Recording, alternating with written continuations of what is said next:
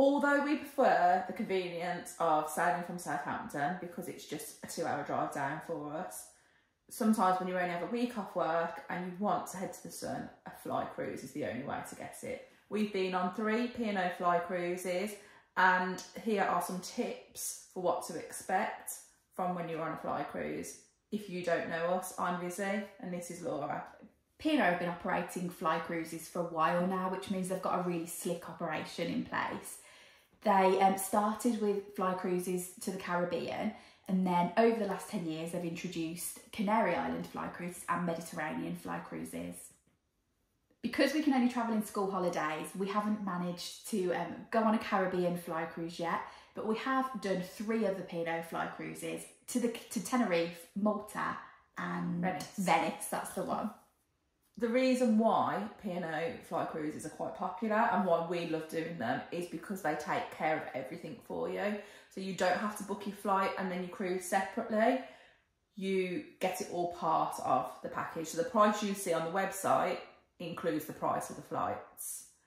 You turn up at your regional airport, so the price will vary depending on the airport you fly from, and they fly from a variety of airports. Yeah. And you hand your luggage in, and straight away P&O are looking after you from then. Some of the flights are chartered flights. Occasionally you may end up on a scheduled flight. Transfers from the airport to the ship are also included, so it does make life a lot easier than booking everything separately. We also really enjoy the charter flights because it means everybody on that plane is going on your cruise with you, so it feels like your holiday's already started and people are really excited. And you can often start talking to fellow passengers about what you're looking forward to and what to expect. So how does it all work? Well, you have to book your cruise through either P&O or your preferred travel agent. We tend to use a travel agent to book our cruises. Basically, it's all taken care of. It automatically defaults to Gatwick flights, but you can change it to regional airports. We found that sometimes regional airports are the first ones to be booked up, so you might sell out early. However, we've also booked one quite late before and still got flights from Birmingham. You don't get your flight information straight away, so you don't know at the time you book it when your flight is going to be. You have to wait for it on your cruise personaliser. We found that all our cruises have been very early in the morning. The flights have been very early in the morning, around 6 a.m-ish, but we know of people who have had later flights, so it really does vary. You will also, as with any other flights, have the opportunity to pre-book seats for your flight for the cruise. We've never done this on any of our fly cruises and have always been seated together, but fair warning, we were seated next to somebody on our February 2023 flight whose partner who they were travelling with was seated at the complete opposite end of the plane. They hadn't checked in late. I think they might have even mentioned that they checked in before us. So I think it genuinely is just luck of the draw. If you're on a charter flight, when you arrive at the airport, you will be met by P&O staff, and you will know they're P&O staff because they'll be wearing lanyards. This is partly because you won't have been able to check in online. So even though you may be flying with Jet2, you cannot check in with Jet2 online because it's a charter. Something that also feels a little bit strange is that you won't have any paperwork for your flight. You'll just have your usual cruise booking information, but the staff will get you sorted and you'll be given a paper boarding pass. So it feels a little bit old school, not using your phone for check-in and boarding, but they'll get you sorted and then you'll be able to just follow the usual airport process. For some P&O fly cruises, this will be the last time you see your luggage as well. It will get put on at the airport and you won't see it again until you're at your cabin. We've experienced that twice, but we know things have changed recently over the years, because when we flew to Tenerife earlier this year, we needed to pick up our suitcase in the airport building and take it to the transport ourselves. However, once we'd done the short journey from the luggage carousel to the coach, we didn't see it again then until it was outside our cabin. And then what about coming home? So you'll have all of your flight departure and arrival back home information on your cruise personaliser before you travel, and then a couple of days before you're due to depart the ship, P&O will take care of checking you in for that flight. You'll get like an information pack delivered to your cabin, which includes boarding passes, new luggage labels, and then all of the information you need about timings and you'll have sort of a venue you'll need to be in for a certain time, but that will all be there in that information pack. Just like on a normal cruise, if you're on a fly cruise with P&O, you put your luggage outside your cabin the night before. So make sure you have got some travel size toiletries if you need to use them the next day. Yeah. We made this mistake We did last actually time, and make we this just had to leave the can of deodorant in the cabin because we just didn't give it a thought about coming back.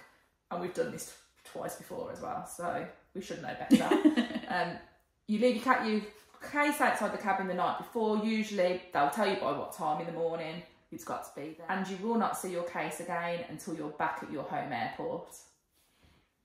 We've always had sort of early flight times on departure day as well, so we haven't had a lot of hanging around. But if your flight is a bit later and you've still sort of got a day left of your holiday, then you'll be able to stay on board the ship until closer to your departure time.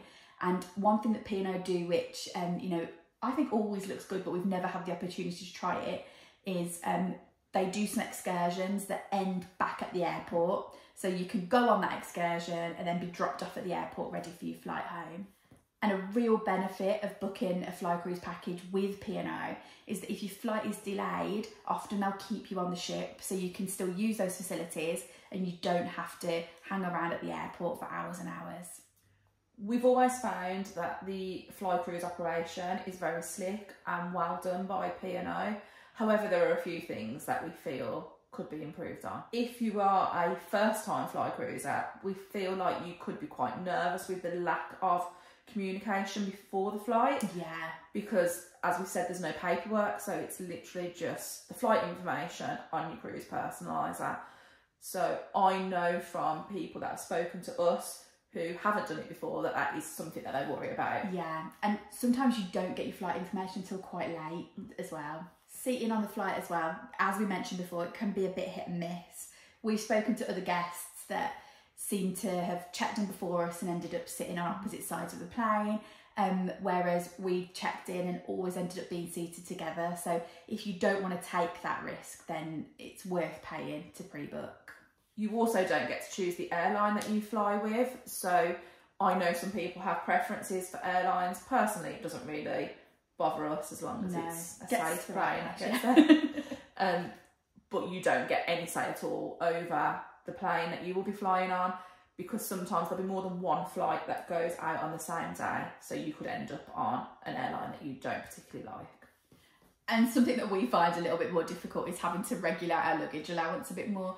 Often when we're packing for a Southampton round trip cruise, we'll just bring an extra suitcase if we can't fit everything in. But you obviously don't have that luxury on a fly cruise, and you have to miss out on some vital things like your rain-scented hair mist, which Laura uses never, but still packs every time she goes on a cruise for some bizarre reason.